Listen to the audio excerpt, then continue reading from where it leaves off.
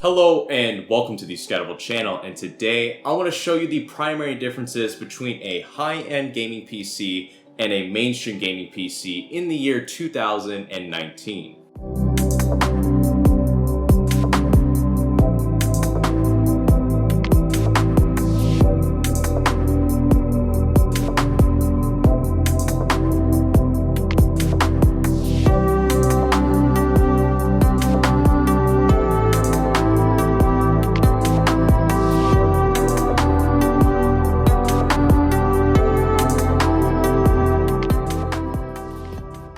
Now, you may be asking, well, the high-end gaming PC has better specifications, so it's just going to be a faster gaming machine.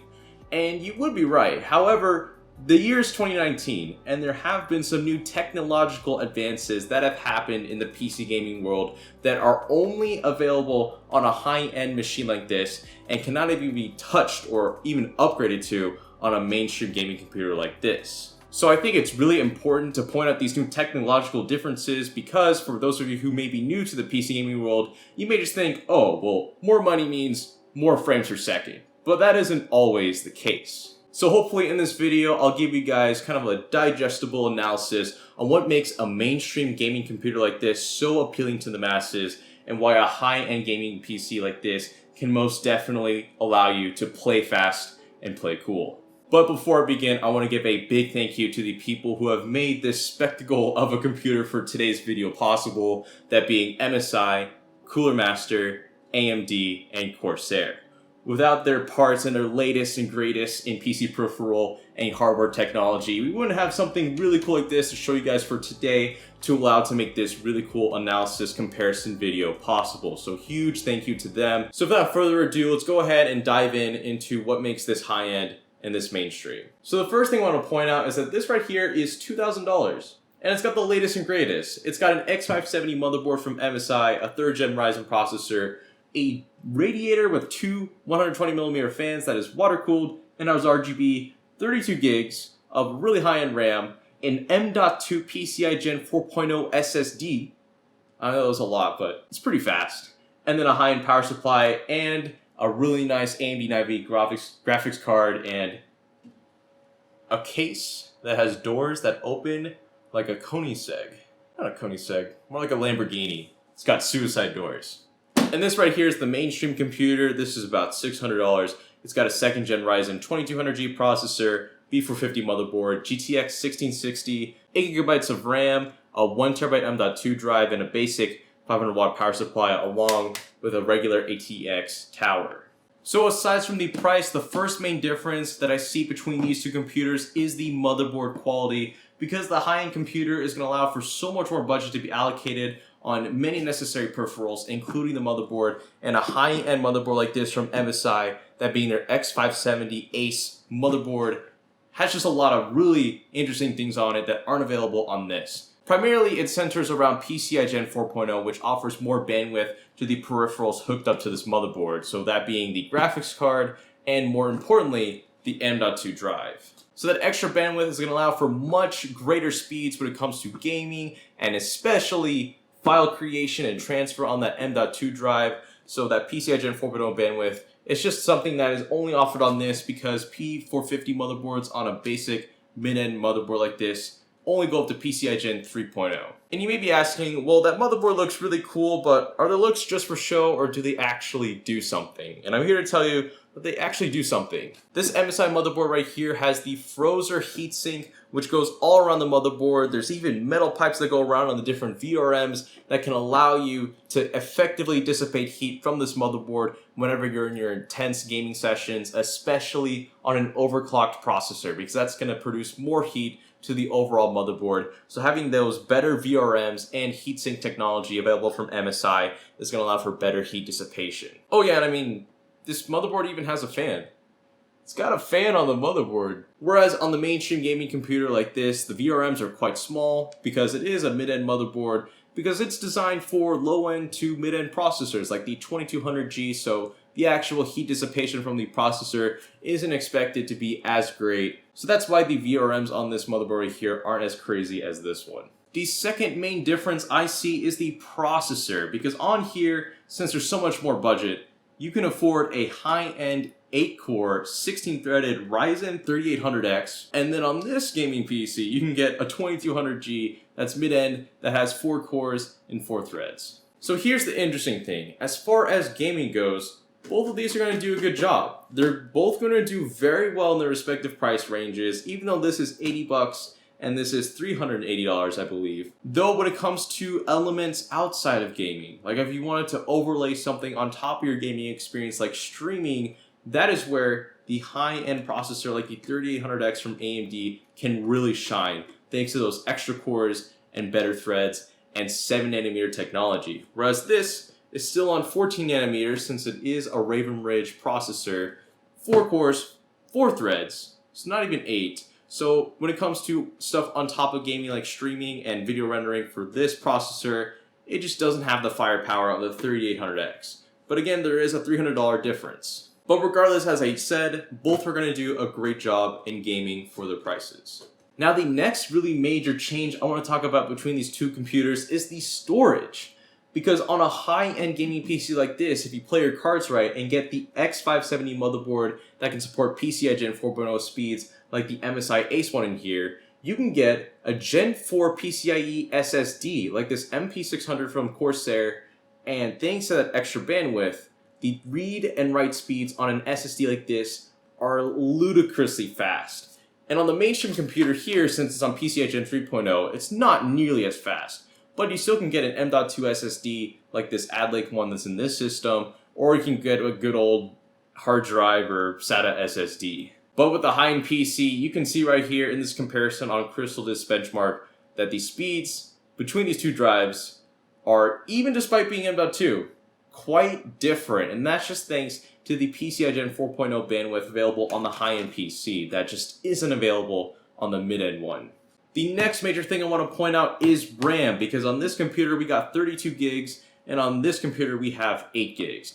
Now, surprisingly enough, despite there being way more RAM on this computer, you actually technically don't need 32 gigabytes to get the optimal gaming experience. As you can see here from gameplay, at most we were using up to 8.9 gigs on this 32 gig kit of RAM.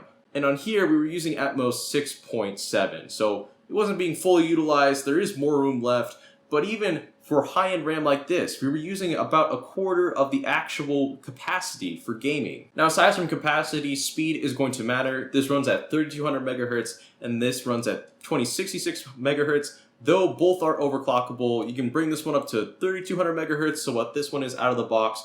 But thanks to the MSI technology on this motherboard, you can use stuff like the XMP onboard profile overclocking that can allow you to bring the speeds of this even higher. And since there's a lot more capacity, again, if you want to layer stuff on top of gaming, like streaming or video rendering, that extra capacity is really going to come in handy. And also, the heatsinks themselves look really cool. That's such a cool RGB design because the Corsair RAM is actually working with better RGB LEDs than what you find in most other RGB LED RAM kits. So that's why they look so nice, so clear, and so vibrant. So while RAM might be something that's, overlooked most of the time, it's just seen as capacity and speed, the actual high-end RAM here actually serves a purpose aesthetically because it does offer the best in terms of RGB lighting, heatsink technology, and overall motherboard compatibility. Whereas this one, again, just kind of fills those two quotas of speed and capacity. Now, next up, the other major difference I see is cooling, because on this $2,000 computer, you can get a really nice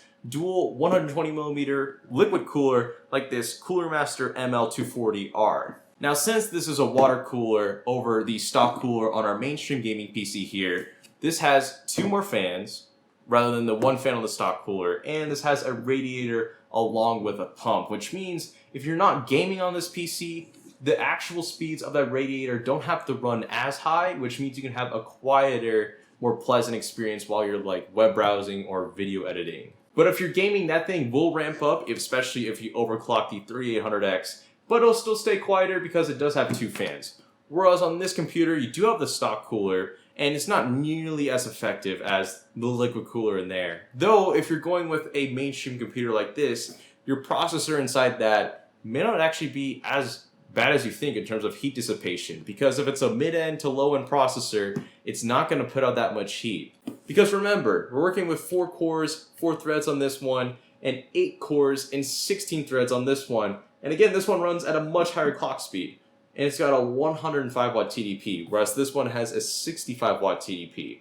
So this one is going to put out less heat, so it's only natural that a stock cooler is going to be able to do the job. But if you ever wanted to push the limits on the 2200G with that stock cooler, it's just simply not going to be possible because the stock cooler just doesn't offer that great of cooling capacity, whereas the 240R has all of that built in, along with some really fantastic looks, including the removable base plate on the actual CPU cooler, where you can change the logo to be like the Cooler Master logo, or in this case, the MSI logo. So a nice little customizable touch to that high-end liquid cooler.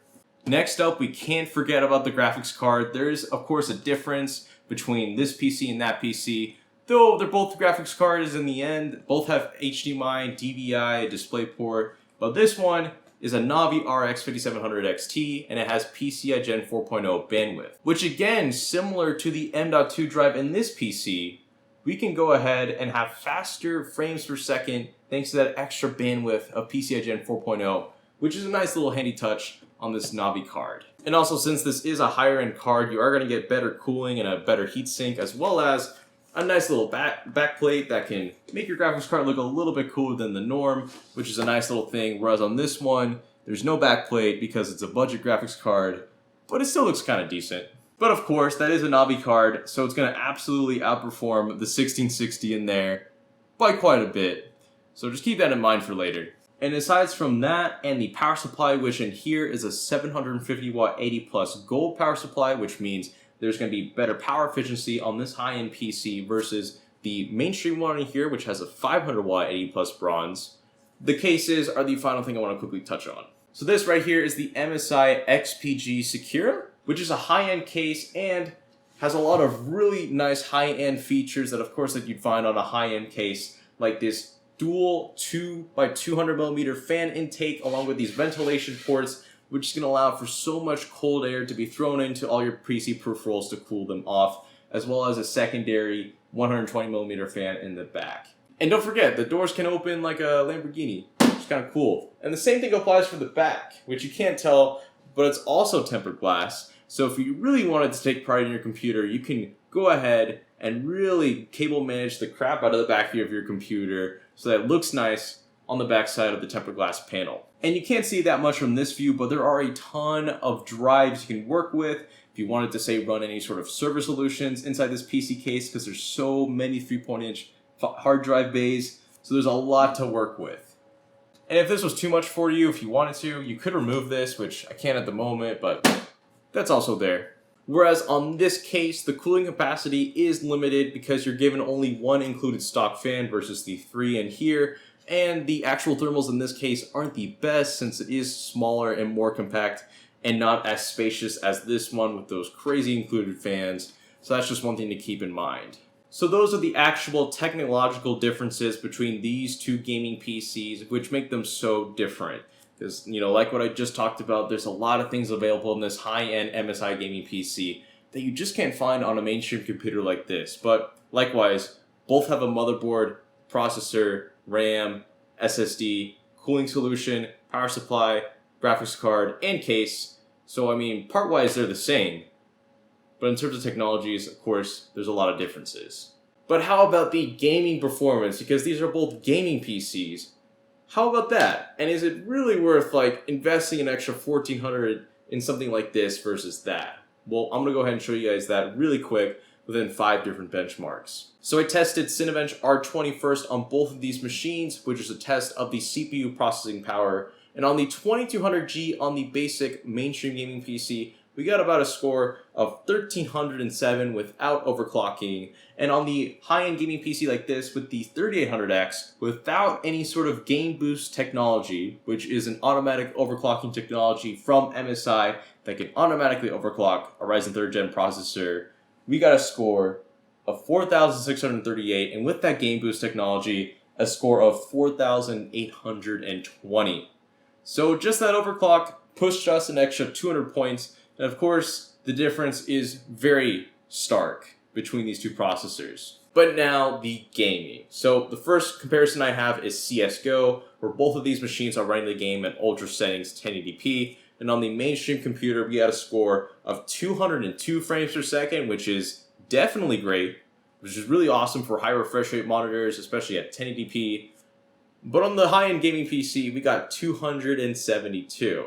And while that does seem a little bit ludicrous in terms of the price comparison, the actual resolution of that game is really holding back the peripherals inside this PC, because the Navi RX 5700 XT and the 3800X and 32 gigs of RAM can do such a better job at a higher resolution, which is the next game I'm going to be talking about. I went ahead and tested Forza Horizon 4 Next between these two machines at differing resolutions. So on the basic mainstream computer, I tested it at 1080p ultra settings, and on the high-end gaming PC, 4K ultra settings. So the results for the mainstream gaming PC were 68 frames per second, and on the high-end gaming PC, we got 74 frames per second without any sort of overclocking. But with game boost enabled, we got 82 frames per second. So despite running at much higher resolutions, the high-end PC still prevailed at a higher frames per second than the mainstream one. So aside from those two games, I went ahead and benchmarked two more games on the high-end PC just to show how fast it is, which are No Man's Sky and PUBG at 4K, and on both of those games, I got respectively 74 frames per second and 62 frames per second. And so one thing to note with all of those games is that they all ran above 60 frames per second at 4K, aside from CSGO, which was run at 1080p for reasons. So you still can get a fluid 60 Hz refresh rate gaming experience at 4K, or I wouldn't go as far as saying that this could even offer a 120 Hz refresh rate gaming experience at 1440p, whereas this guy is good enough for 1080p Ultra, 60 Hz. And finally, there is a difference in temperature. The stock cooler got about 70 degrees Celsius with the 2200G, which is, a lower end processor, so it's not going to be as hot, and the higher end 3800X with that dual 120mm AIO cooler at full 100% load while overclocked got about 80 degrees Celsius, which is higher, but note that's the 3800X, which is 105 watts, being pushed at full 100% load, which, as long as it doesn't go above 80, that's fine, but that's just how beastly of a processor and how much power it's putting out to go with that dual 120mm AIO liquid cooler. So in conclusion, the best analogy I can give between these two machines is that the high-end gaming PC and the low-end gaming PC are like track cars. The mainstream computer can be summarized best as like a Honda Civic Type R, which is a $37,000 car that can go around the track, go fast, and does the job. It can race pretty much. Whereas the high-end PC like this is the Honda NSX, which is a $200,000 car, has the latest and greatest in terms of technology with, not just having a gasoline engine, but also electric motors paired up with it, as well as a slew of other technological advances that can go around the track, again, much faster. But regardless, both are going to go around the track, and you're going to have fun in each of them. It's just this one's going to be much faster and more technologically advanced. So that is it for today's video. Thank you so much for watching, and again, huge thank you to MSI, Corsair, AMD, and Cooler Master for making this high-end gaming PC versus mainstream gaming PC comparison possible. So that out of the way, thank you so much for watching, and if you enjoy this content, definitely subscribe to the Scatterable channel because we're all about PC tech and gaming here, especially when it comes to value analysis. So if you want to subscribe for that, totally feel free to, as well as if you want to help this video in the algorithm and get some likes on it. So thank you so much for watching, and this is the Scatterable channel, signing out.